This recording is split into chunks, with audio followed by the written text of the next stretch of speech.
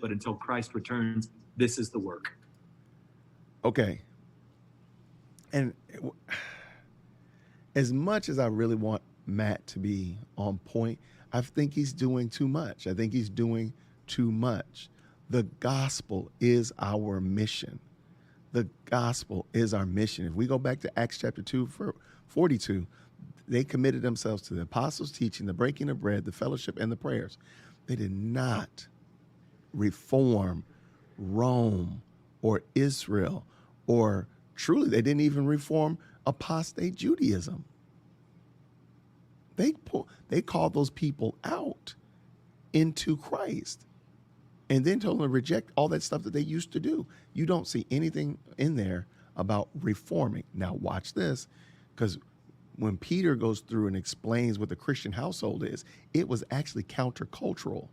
So your household would be the mirror, so to speak, to show society that the husbands should love their wives and wives should love their husbands and their children and so on and so forth. I mean, that was a mirror to show society that it was not living up to God's standard, but it wasn't their primary mission. And, I mean, again, as I like to tell you, please read the entire chapter or the entire passage. So this is God condemning the priests for bringing and the people for bringing and for accepting polluted offerings. That means they knew what they were doing. I don't believe that the people did not know that they were doing wrong. And I just don't think that what he's sharing is actually right. And they knew that a man of high melanin was the exact same kind of human as a man with less melanin.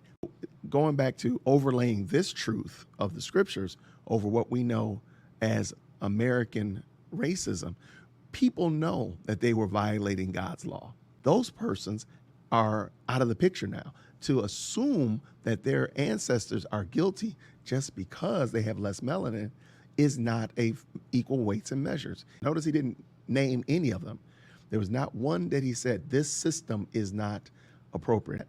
It's geared toward showing you what God's word says in light of what you've been taught by your critical race theorists or those persons who profess to be woke.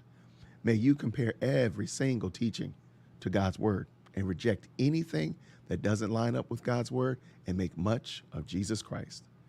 Please like, share, and subscribe. We love the comments, and I appreciate all of the support for this podcast. You're welcome to check us out at dearwokechristian.com as well. And until next time, grace and peace.